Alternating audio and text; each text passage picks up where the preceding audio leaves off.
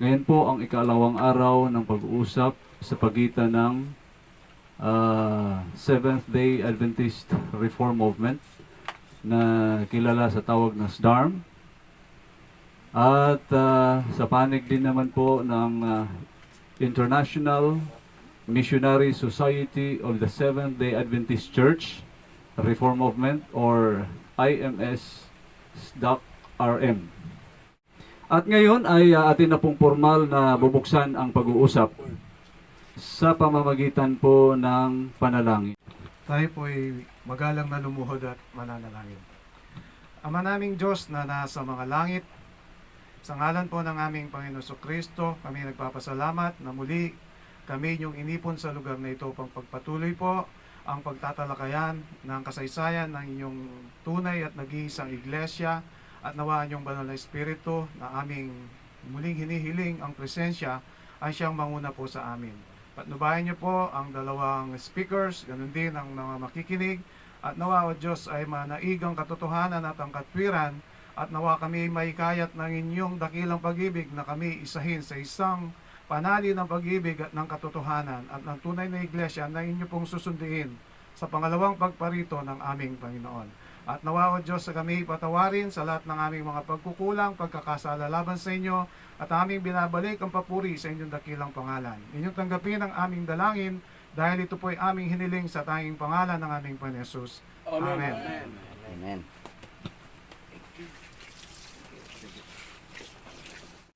Maraming salamat po, Brother Rabaya.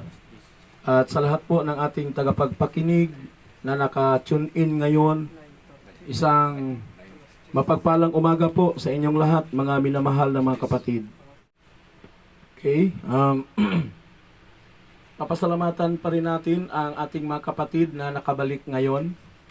Ganun man din sa hindi nakadalo ngayon sa maraming kadahilanan, ay pasalamatan din natin na bagaman siguro sila wala dito ay makapagpanood sa mga Facebook Live. At salamat sa lahat ng mga nananalangin para po sa atin upang ang pagpapaliwanagang ito ay maganap at magpatuloy ngayon.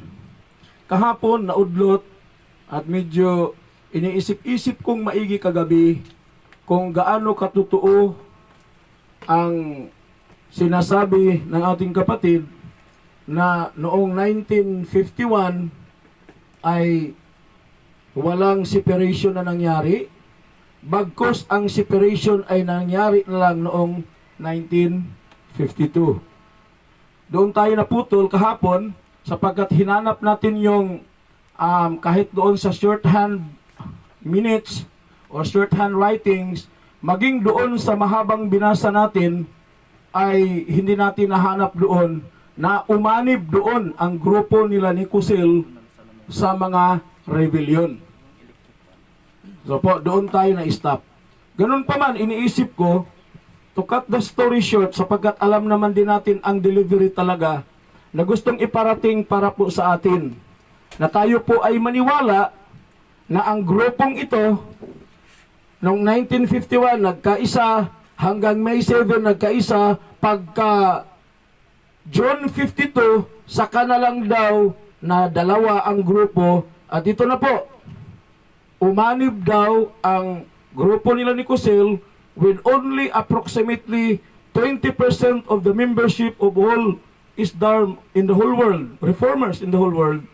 At nanatili dito ang more or less 9,000 sa kabilang side, na sabi na natili dito sa ISDARM GC na tinatag noong 1949. Maliwanag po yung narinig natin na 2% o 20% na lang. Grabe pala no, kakunti na lang pala ang naiwan talaga. Noong approximately about 20%. Kakunti na lang palang naiwan doon sa side nila ni Kusil. At talagang namamayagpag yung side nila ni Brother Nicolisi, at talagang tiwalang-tiwala sila talaga ang tama, sapagkat 90% o 9,000 mahigit na mga members ay umanib sa kanila at nanatili daw, sabi. Ngayon, para to cut the story short, granting without admitting. Pero alamin natin na ang sabi ng Panginoon, Desire of Ages 821, to you, my disciples, I commit this message of mercy. This message is to be given first to the Jews and then to the Gentiles. And all who will believe the message are to be gathered into one church. How many church? Isa. Sa pasimula pa lang po, sinabi talaga, iisa lang ang ulo at iisa lang din ang katawan. Now, kung totoo, granting, na totoo itong nangyari na umanib na sila noong 1952, doon sa nagrebuilde, sa makatuwid bagay, ang nagrebuilde ay kay sa Panginoon o sa kay Satanas? Siyempre, kay Satanas talaga. So sabihin na natin na ang grupong IMS na ito, na humiwalay daw noong 1952 at umanib doon sa grupo ng mga rebellion, ay kay Satanas. Siguro, okay na siguro yan. Pero that is granting without admitting. Palagay na natin. Pero ano po ang nakasabi po? Sino ba talaga ang nagawa ng consummated rebellion? Iulit ko lang kunti. Nung lumabas sila nung May 20, ano ang una nilang ginawa pagka 2:30? Nagpili sila ng nominating committee to select or to elect officers. Kinaumagahan, May 21, anong ginawa? Nagpadala ng mga tinatawag na telegram to secure the money and the property. Sino ang magsisecure sa napakaraming field and unions? Si Nicolisi na ama. Kung ibibinta daw ang General Conference property, sino naman ang magbibinta? Sila din. Si asawa niya, anak niya si John at siya. At marami din mga bansa na ang magrepresenta sa pira o sa anumang property ay pamilya nitong ama, asawa at anak. Ikabagay sa May 21 pa lang, yun na ang ginawa nila. Ngayon, was the rebellion consummated on May 21? No. Wala pa siguro, no? Pero pagka May 22, anong ginawa? Without election, binago nila ang board of directors ng ISDARM noong 1951. Sino na po ang presidente? Si Nicolisi. Sino ang sekretary? Si Levita Ehrlich. Yung binago na nila at pinamumunuan na ng nagrebuilde noong 1951, ang ISDARM na ito, na alam naman natin na ang pangalang ito was never presented to a delegates in session, na ito na talaga ang tanging pangalang gagamitin. At inamin po yan ng ating kapatid na wala talagang ganon. Nakatatak po yan sa ating mga isipan. So, kung ito po'y naipresenta sana sa delegates in session, which is the voice of God, ito na talaga ang pangalan sana na tanging gagamitin. Pero dahil hindi pa po naipresenta, at ayon po sa minutes noong 1934, ay wala po tayong mababasa na nawala ang original na pangalan, is in the hands of the delegates. Ano po ang sinabi? Yung mga nag-rebuild din ng 1949, tandaan po natin, ang sinabi po, ang hindi po makakagamit at hindi po maggamit na pwedeng gagamit nitong pangalang ito, International Missionary Society of the Seventh-day Adventist Reform Movement, ay ang mga rebelde. Hanapin nyo lang ang dokumentong yan para masave ko po yung time ko. Pero habang ako'y nagsasalita, pwede ko naman din pong unti-unting ipapakita, nandito po yan. So sino po ang hindi pagamitin? Ang mga rebelde.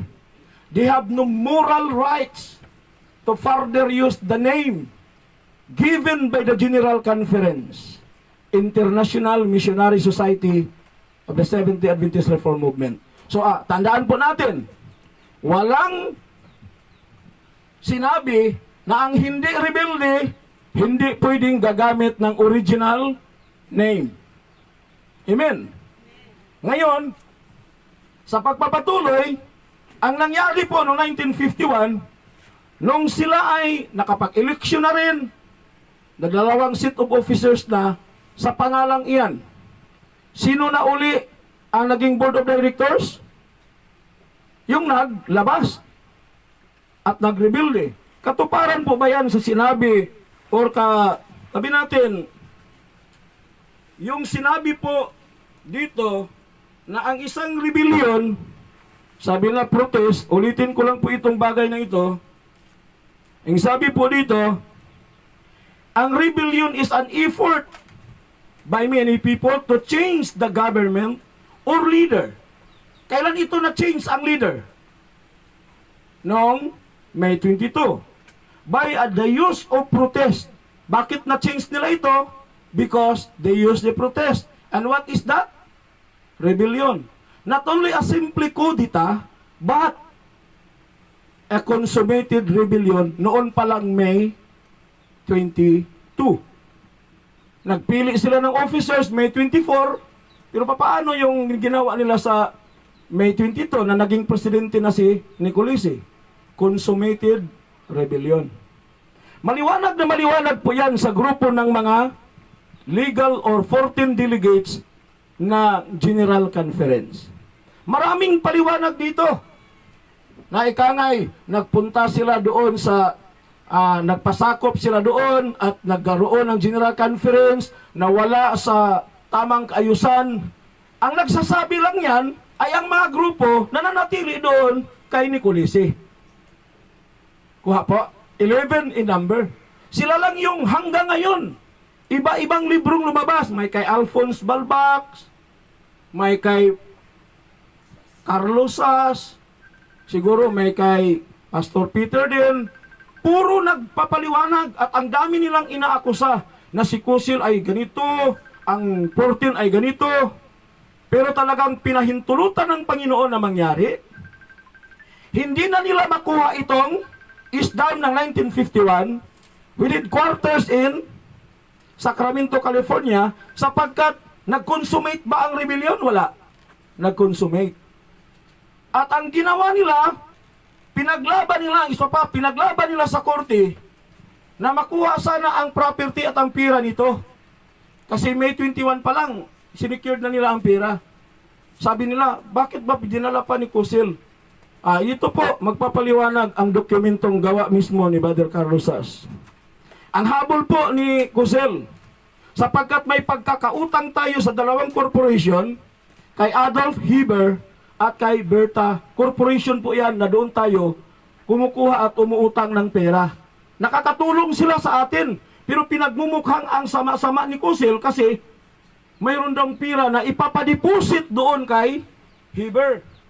Pero para matapos ang gulo at para ma-withdraw ang problema sa kaso-kaso sapagkat hindi naman talaga maganda, nagkasundo sila with an agreement na yung naka-frozen na pira doon sa Bank of America ay ibigay, gagawa si Kusil ng authorization, ibigay ito, i-withdraw ito ni Brother Nicolisi, provided na magagawa si Nicolisi ng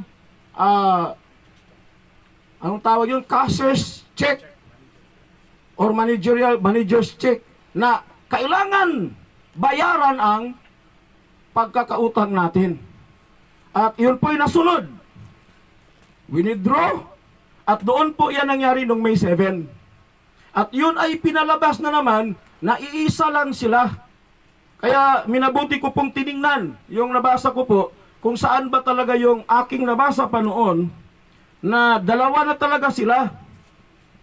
At tiningnan ko dito, kaya nga sa mga pagbago-bago ng kung ano-anong mga binagubago ang mga books, marami na palang inuumit na mga na mahalagang mga salita. Kaya not really, very really reliable source. Kasi binago na, at kung tayo maniwala, pwedeng malinlang tayo. Kagaya nga lang ng noong May 7, sinabi doon na isa lang sila at si Nicolisi pa ay trustee. Pero doon si Kusil ay presidente. So kailan pala nagiging presidente si Nicolesi sa ISDARM? Di ba May 51? May 24, 1951? Bakit nung May 7, 1952, siya ay trustee lang para makuha yung pera? At walang nag-object na si Kusil ay presidente ng ISDARM, na siya yung naggawa ng unfrozen doon sa pera para mabayaran lang itong si Adolf Hieber at si Berta. Isa pang malumian. Ang tinanggal dito, yung tinatawag na two separated obligation in the corporation. Yun ang tinanggal. Ang sinabi na lang dito, na parang wala lang, walang separation, dalawa sila. Pero dalawa na talaga sila. So, yan po ang isang, pag hindi tayo masugid talagang magtingin, malilin lang tayo at madaya tayo sa mga pangyayari. Ngayon, pinagpalagay na natin na ito ay rebelde kay Satanas na ito. Hindi, ito sa Diyos. So, ang sa Diyos ay yung nanatili sila si Brother Nicolesi sa grupo ng ISDARM. Sino ang mga maisabi niyan? Individual, high-ranking officers of the movement, minsan nagsasabi, but individual pa rin. Kaya after long years, pagdating ng 1966, 1967, bumuo itong grupo ng Bayan ng Diyos, nandito ISDARM, Bayan ng Diyos, tandaan nyo, Bayan ng Diyos, sumulat sila ngayon dito sa bayan ni Satanas. Ano ang sulat nila? Sabi nila, many of us, marami sa amin, ang namulat na ngayon, na yung paghiwalay na ginawa noong 1951, not 1952, ay tragic, unwarranted, and wrong. Sabi pa nila, this was not of God. Aba, nakapagtataka, ang bayan ng Diyos, pero huwag niyong maliin na ang bayan ng Diyos, hindi yung pangalang ISDARM. Kasi ang bayan ng Diyos, ang siyang gumamit ng pangalan. Kuha po? Kahit wala nang pangalan itong bayan ng Diyos, siya pa rin yun. Pero gumamit sila ng pangalan. No, itong bayan daw ng Diyos, tanungin nyo lang kung saan mabasa mamaya, sumulat. Nagbuo sila ng committee, in a union, sumulat dito sa bayan ni Satanas. Namulat kami na hindi pala sa Diyos yung paglabas namin sa 1951. Kung hindi sa Diyos, kanino pala yun? Kay Satanas. Sabi nila, we know, na-aware din kayo sa kalagayan namin. Ano ang kalagayan nila? They pretend to be the Church of God. But the Church of God, who used that name on 1951, was overtaken or overthrown by the so-called consummated rebellion. Nako. Sinong may sabi nito? Not only one, but the Peace Committee. Sabi nila, ito yung kanilang sinabi. Ito po ay nagpapatunay lamang na ang aming mga leaders noong 1951 deceived us. Sino ba namang hindi ma-deceive yan? Umanib sa rebellion. So all this accusation, all this presentation done by individuals, presented to the public, and make their way to deceive people, were irrelevant to the fact na ngayon pag-usapan natin, umanib sila doon. Wala namang katotohanan ng umanib. Nabasa natin kahapon, umanib talaga ang North American. Ngayon ang question nila, bakit gumamit sila ng IMS? Wala namang mabasa na hindi gamitin ang IMS na original name kung ikaw ay hindi rebelde. Kung ginamit nila ni Kusil, may pakialam pa ba ang grupo ni Nicolesi? Iba't makialam sila ngayon? Kung gusto pa lang nilang makialam, balik na sila noon pa. Pero pinahintulot talagang mabulgar at malaman ang katotohanan. 1966, 67, yun na nga, sumulat na sila. Sila daw ay na-deceive. Pinag-aralan nilang maigi ang kalagayan noong 1951. Natuklasan nilang they were deceived. And their leaders are were lying them for 16 years. Tingnan mo, 67 sinulat. Nangyari ang separation 1951. Ilang taon talaga? 16 talaga. Kaya sabi dito, pinaliwanag pa nila, bago pa sila lumabas, noong May 20, one movement came into existence without any authority and in illegal way present their declaration. Illegal na, walang authority, nakakatakot, sangkatutak na ginawa nila. Pero ngayon, sabi nila, kami ang tama. Sabi, gawa-gawa lang naman yan ng peace committee ng side side nila ni Chulik. Wala namang maraming ayaw na nilang tanggapin si Branco Chulik. Sino itong si Chulik? Ay leader, pastor po ito ng American Union. Hindi pa po siya membro dito sa IMS, yung inimbestigahan nila, kasama ang mismong anak ni Demetrio Nicolisi at si Brother Garby. Titingnan niyo po ang pirma, nandito po yan.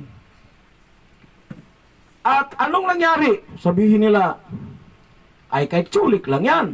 Hindi naman dumaan yan sa voice ng amin talagang General Conference. Baka pwede naman tayong mapagbigay. Paniwalaan siguro natin yan kung yan naman talaga ay totoo. Pero hindi po yan ang totoo. Bakit po? It was done again. Nangyari uli. 1992 to 1993. Ano naman ang sabi nila? ito yung sabi nila. Ito talaga official. Sabi nila, this letter, address to, yung mga pangalan nila, address to International Missionary Society, kasi umanib na dito sa grupo ni Satanas. So pinadalhan nila ngayon ang grupo ni Satanas ng sulat. Sabi nila, to the International Missionary Society. So, talon tayo sa ginawa nila noong 1995.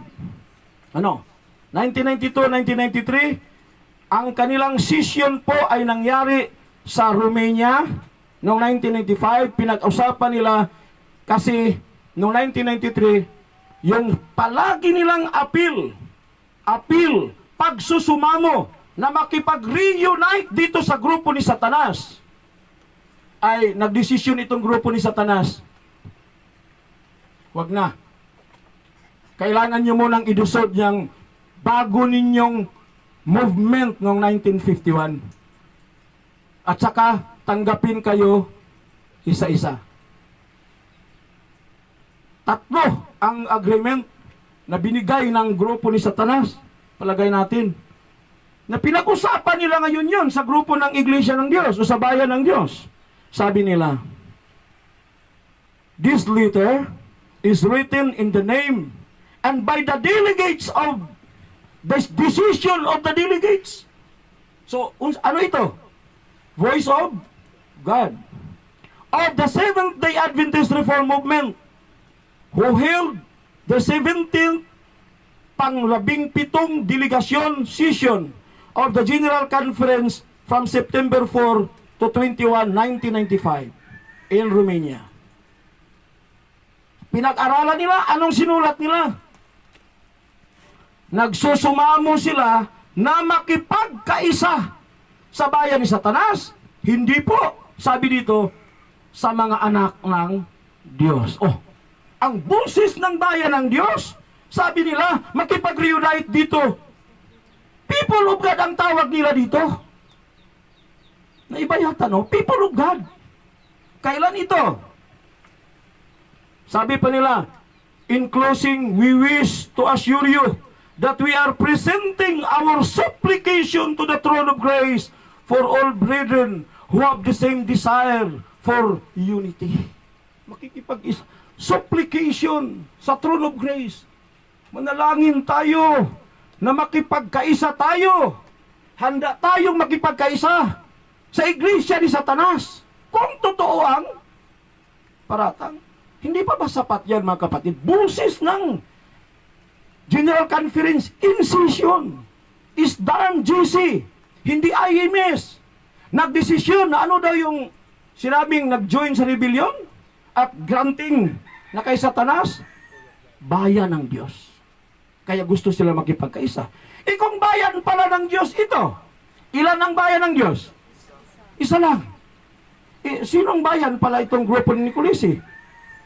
Kung ito'y bayan ng Diyos, kasi isa lang ang bayan ng Diyos, hindi ko sasabihin. Pero nasa isip ninyo kung kanino. Minsan, masaktan sila pag sinabing 51 movement. Ito. Sabi dito, basahin ko po. Now, since your delegation decided April 5, 1993, that the unification process with the 1951 movement is a closed chapter, sino may sulat? Sila. Ano daw sila? Ngayon, since your delegation, sapagkat ang delegasyon ninyo ay nagdesisyon, so ito yung kay Satanas, nagdesisyon ang inyong delegasyon noong April 5, 1993, that the unification process of the 1951 movement is a closed chapter.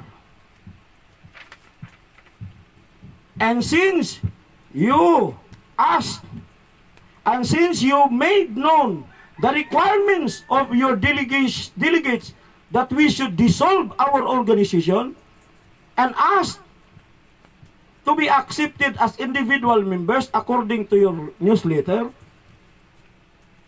kaya sabi na magbuo tayo ng panibagong dialogue. Ano daw sila? 1951 movement. Gawa-gawa lang ba ito ng ilang tao?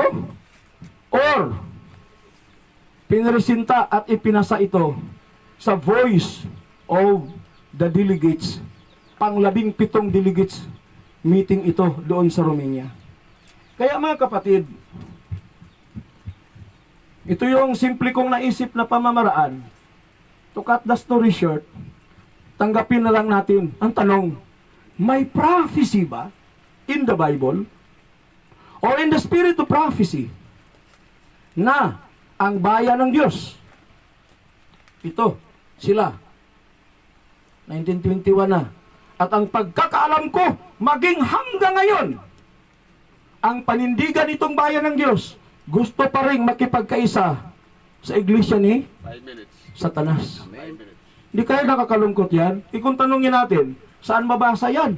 Na ang bayan ng Diyos makipagkaisa sa hindi bayan ng Diyos o kay Satanas. So all this presentation, done with very good presenters, irrelevant. Bakit? Nagdesisyon ang boses ng Diyos. Nila, na yung tinatawag pa din nilang kay Satanas, God's people pala. Amen? Napakagandang isipin. Pero, siguro mamaya, so ito nagbibili. Pero yun ay 1952. Inabulag ba ang mga leaders nitong ISDARM nung sila'y sumulat sa IMS ISDARM? Na kinikilala nilang bayan ni Satanas at makipag-unite? That is the best argument na nakikita ko po. Because, yung umami na ang mga may gawa ng mismong pag-separate noong 1951, umamin sila, humingi ng tawad. Sabi nila, magbabait talaga sila kasi humingi ng tawad.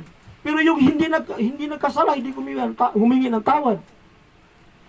Eh maisip ko lang po, maraming nabiktima sa tinatawag na spurious holiness. Yan po ay nakarecord sa Selected Messages Volume 2, page 393. Na mayroon talagang tinatawag na spurious holiness. At ang sabi pa ni Sister White, nagtaka ako, bakit ang dali niyong maniwala sa tinatawag na parang banal. Iba ito sila, mga banal ito. Kaya, kung si Satanas ba na may lalapit sa atin na parang siga-siga, sabi natin, tunay na hindi ito. Kay Satanas ito. Pag lumapit si Satanas na, may kabanalan. Parang hindi talaga magalit. Pero baka galit na sa puso, pinipigilan lang. Hindi po pwede, spurious. Ano po itong spurious? Appeared to be genuine. Parang genuine. Seems to be genuine. Kaya mali lang tayo. Kaya, may papag-usapan ba tayong marami? Na ito na po ang nagdesisyon. Wala na po. Ang desisyon na lang po natin sana, yun, mapag-usapan kung, yun nga, aani ba tayo sa bayan ng Diyos? Na matagal nang sinabing bayan ni Satanas, ngunit, sinabi nitong bayan ng Diyos, na ito palang sinasabi nilang bayan ni Satanas ay bayan ng Diyos. Ang tanong mga kapatid, makayanan pa kaya natin gawin? Kung tayo'y dumaan na sa maraming dahilan. Kaya pa kaya nating tumayo at manindigan na maging kaalib sa totoong bayan ng Diyos na tinatawag nilang bayan ni Satanas? But at the end, napatunayan pa lang, gusto silang umanib sapagkat ang totoong bayan pala ng Diyos ay yung tinatawag nilang bayan ni Satanas. So ano ang kalagayan nila ngayon? Kasi sinabi nilang ito yung God's people. Maliwanag. Yung sinabi nila noon pang 1967, this was not of God. So ako'y umaasa, mga minamahal na mga kapatid, mga nakapanood, that this will help a lot. That we can make a good decision. That before malagot ang hininga natin, we can make it sure. Kasi hindi natin hawak. Ang iba nagtatakbo lang, biglang nasagasaan, patay. Ang iba ay nakasakay sa bus, biglang nahulog sa bangin, patay. Na sana bago tayo mamatay, bago maging huli ang lahat, magkakaisa tayo sa totoong bayan ng Diyos. Huwag tayong magpadaya. Sino ang nangdaya? At sinong nanlinlang? The 11 delegates who separated themselves on 1951. Not 1952. Baka mamaya-maya, next year, mayroon na namang May 1953. O baka may 1954. Kasi ang mga tao magaling magpaliwanag. Napakagaling. Pero ito po hindi kailanman mababali. Na ang nagdesisyon na makipag-unite, nagsusumamo na makipag-unite, ay ang grupo ni Nicolising Isdarm, na siya yung pinamumunuan niya in his and in their consummated rebellion. Kaya hindi natinag ang bayan ng Diyos hanggang ngayon. Make a decision, 3 lang. I-dissolve niyo yung organization ninyo. Kasi yan ay peke.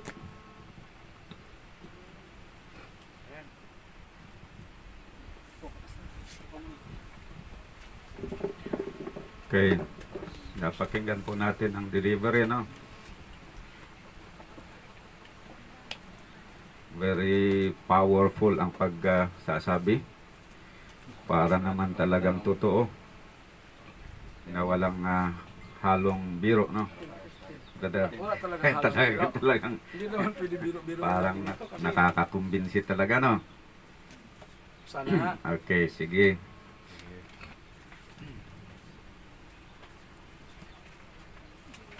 Okay, yung sinasabi ninyo na noong May 21, gusto ko talagang linawin nyo yan, no?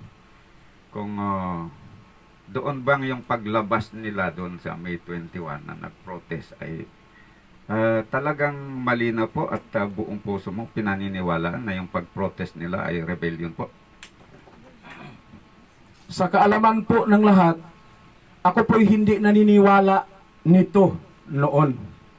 Sapagkat ako'y nag-aaral pa sa history noon.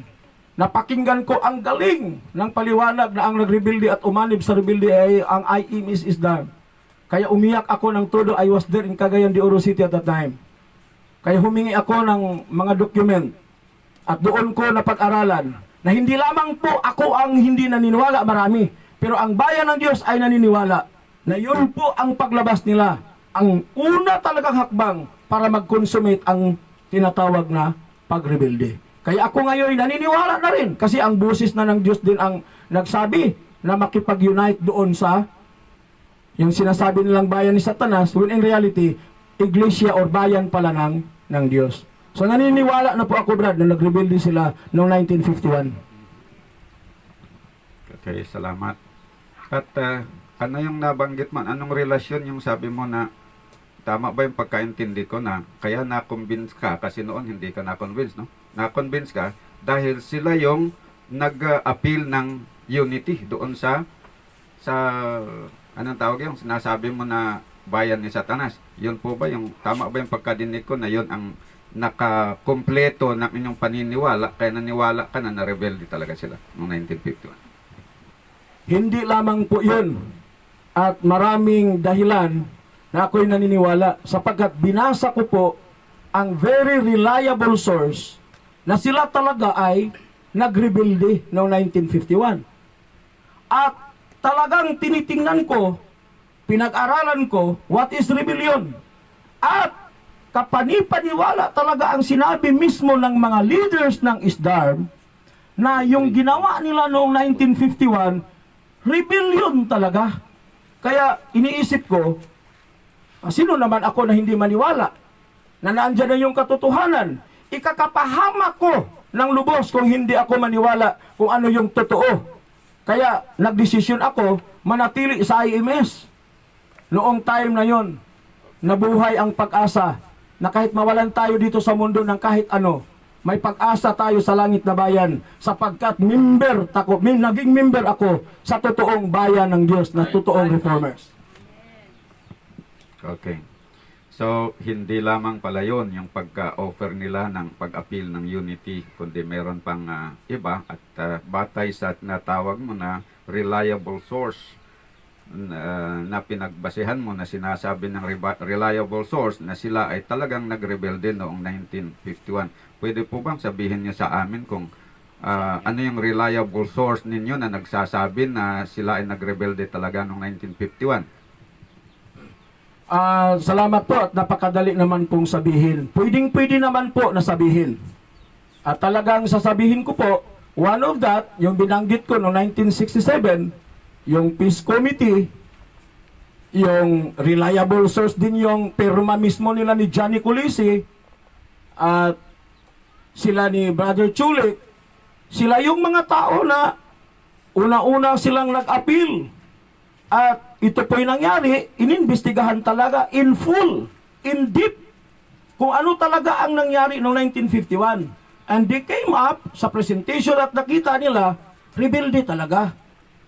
Hindi lang masyadong halata. Ikaw naman kung mag-rebelde ka, ipapahalata mo ba? Bible Commentary Volume 1, 1151. Nasa tago, nasa madilim, and false representation. Kaya, ayan po, ito po. Para sa lahat. Time. Hindi nakasama yun. Gusto kong titignan kasi nagpakita siya ng evidence. Titignan natin. Saan po yun? Yung pinakita, una yon. Hindi man kasama ito, pero pinakita. Peace Committee, Time. Peace Committee, Time. Next question. Okay, so doon sa Peace Committee daw ay sinabi na rebellion talaga sila.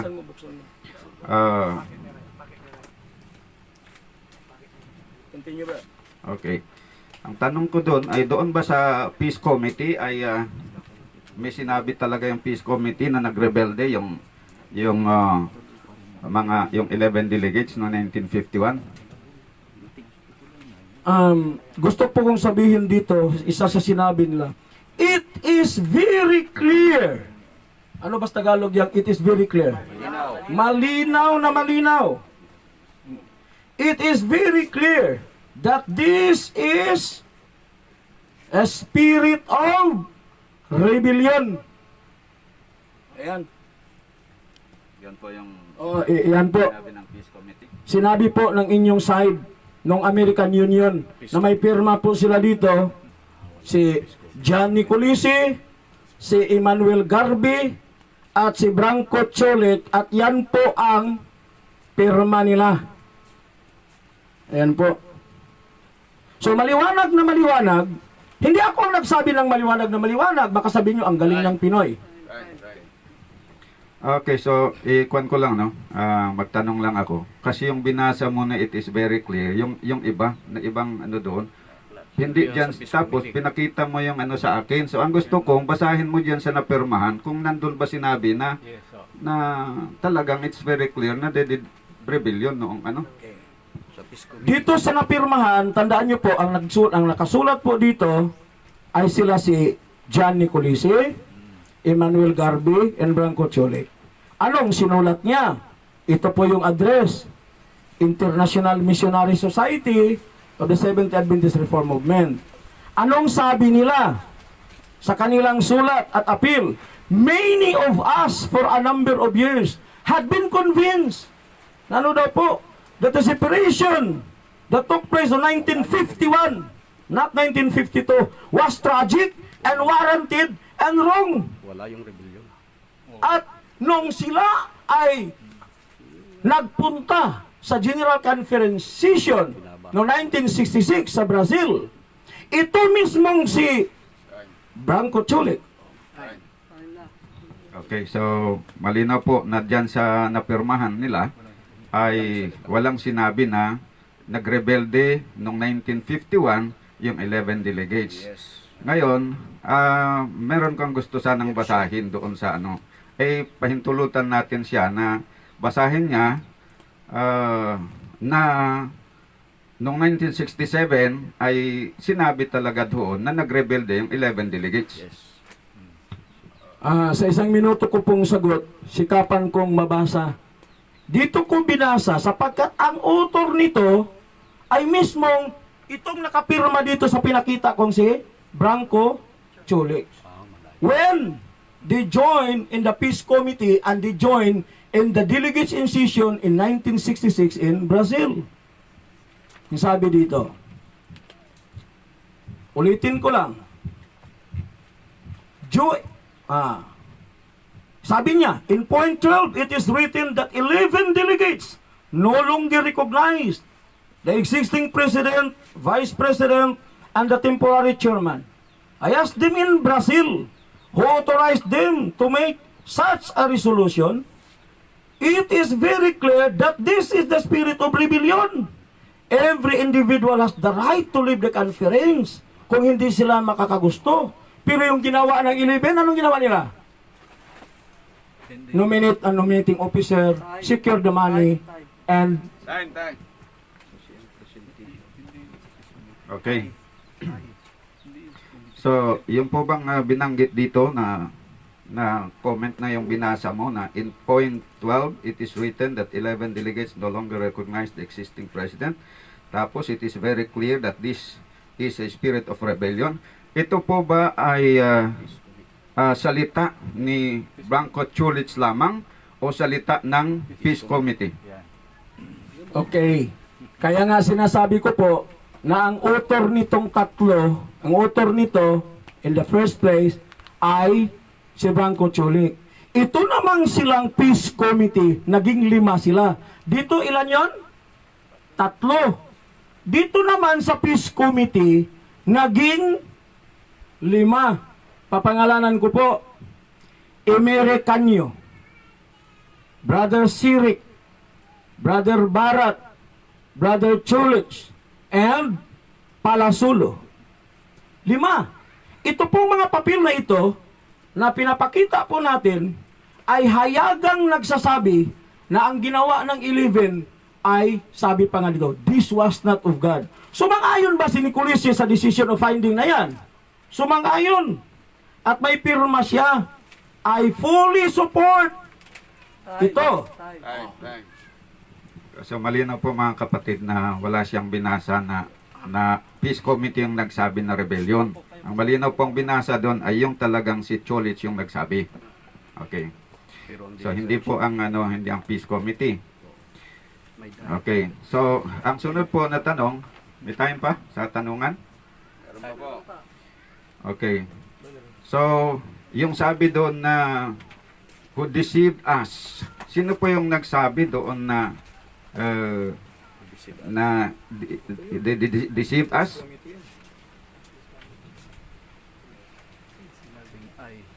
Yun po, gusto ko lang pong na malaman.